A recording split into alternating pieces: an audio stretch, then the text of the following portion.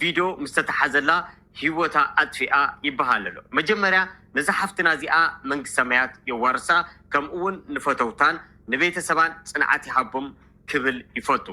ይሕዋተይ ከምዚ ዓይነት ነገር ቪድዮ ክትሓዘልክን ወይ ከዓ ክትሓዘልኩም ከሎ ሓፂር ዝኾነ ውሳነ ተዘይትውስና ወይ ከዓ ተዘይትውስኑ ዝበለፀ እዩ نتوم كم زين أجبركم هيوت سب تدفع زلهم عند فرارحهم هيوت سب كم زعلم زيا كتمنت التجبر زلهم بزح مسعين رأين تصور زلهم جن صبوا دكاس كم زي تركسو فلتيو بدحرة سب مجمع صبوا دكاس ويكان صبوا هيوت تحلفوهم أيبلني لا تساعهم تنو سلازي أتي نجزياوي ربح لكم تجبروه نايدك سبات هيوت تمنت له سلازلهم كاكم زي عنت نجار تتقر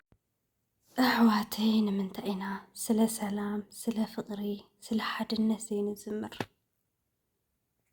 زعها هيوت التغني بطعم حصاريا سلازي أم حصارا زي قرياسن من تأينا حاز أجدينا نحصرا ربس ما بونتي بطعم نخفى لنا قفاتنا يبز حلو እግዚአብሔር ደሞ ይቁጣና ይዘለው እና ፈጣሪ እስኪ ልቦና ያድለና ይخبل ይዝኽል ንዛን እስታፍተና ካብዝ ምድሪ ክትፈለየና ኺላ ዝንያ ያው ብናይ ሰብ ክፋት እዩ ያው ሰብ ኮይኑ ይስሓሓት እዩ ክትስሓት ኪላ ፍትስሓት ተኻ ሰላም ከሊኹማ ካብዝ ምድሪ ደማ ህይወት ክትሕልፍ ኪላ ማለት እዩ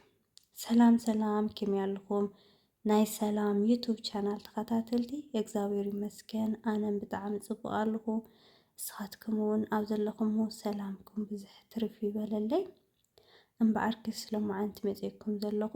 ያው ብዝሕዝን ቪድዮ መጽእኩም ዘለኹ ያው ምክንያቱም ኣብዚ ሚድያ እንሪኣ ዘለና ብፈገግታ እንዲሁም ድማ ብዝማሬ እንፈልጣ ንእስት ሓፍትና ኣብ ንእስነት ዕድሚያ ያው ህይወታ ክትሓልፍ ኪኢላ እና ያው መንግስተ ሰማይ የዋርሳ ንመላእ ቤተሰብ ፈተውት ድማ ጽንዓት ይሃውኩም ያው ዝሓፍትና ያው ህይወታ ክትሕልፈሉ ዝኽኣለት መንገዲ ያው ብሓንቲ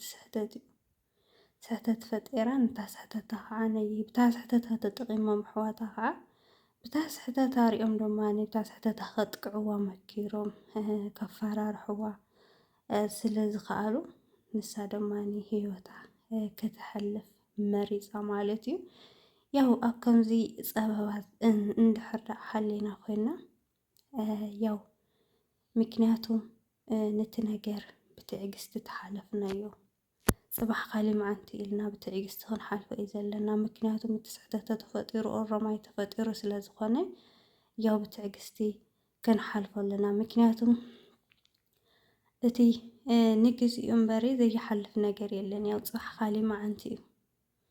ياو كمنا كله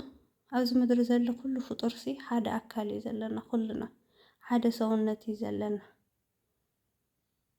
سلازي تعجز تجارنا عند حر حالفنا يجن زي حلف نجار يلي صباح خالي معنتي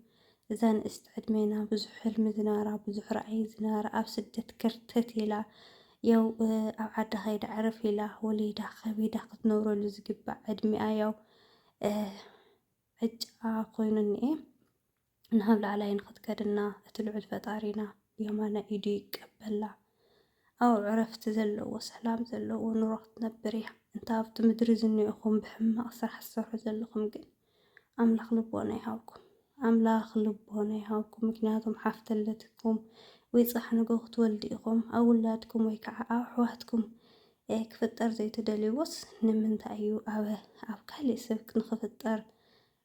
التدلي زلكم يو نسلام تنبرنا نفقر تنبرنا نحرجنة تنبرنا يو تمرازي ምክንያቱም እዚ ግዜ ሓፂር እዩ እግዚአብሔር ባዕሉ ነናይ ባዕልና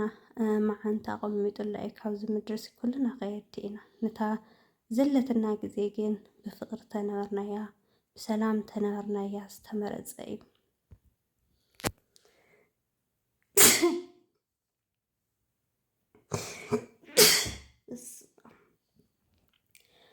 ይቅርታ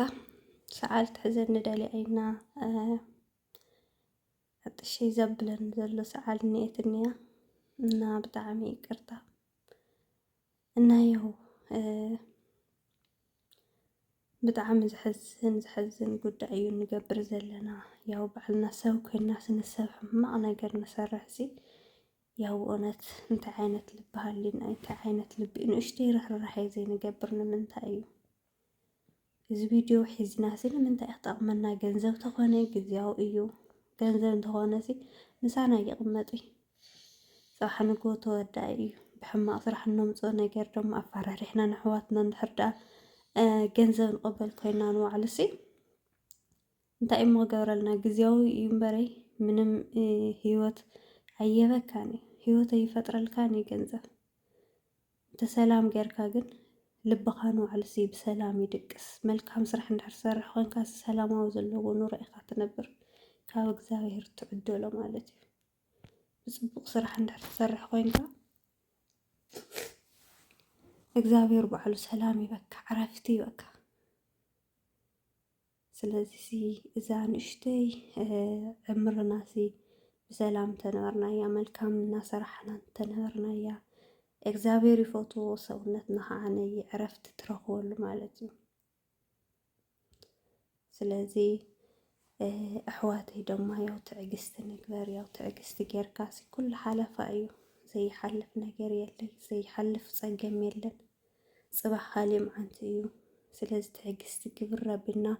ክንሓልፎ እዩ ዘለና ከምዚ ዓይነት ፀበባ እንድሕር ሃሊና ማለት እዩ እግዚኣብሔር ኣምላኽ ድማ ሰላም ጥዒና ይሃበና ንኹላትና ልቦና ይዓድልኩም ሕማቕ ስራሓት ትሰርሑ ዘለኹም ድማ ንመዋቲት ሓፍትና ከዓ ፅንዓት ይሃባ ንመላእ ቤተሰብን ፈተውታን ደማኒ ፅንዓት ይሃብኩም ነዚ ቪድዮ ድማ ዝተመቸወኩም ላይክና ሰብስክራይብ ሼር ግበሩ ኢኹም ብካልእ ትሕዝቶ እስካብ ዝመፀኩም ድማ ሰሰናይ ንዓኹም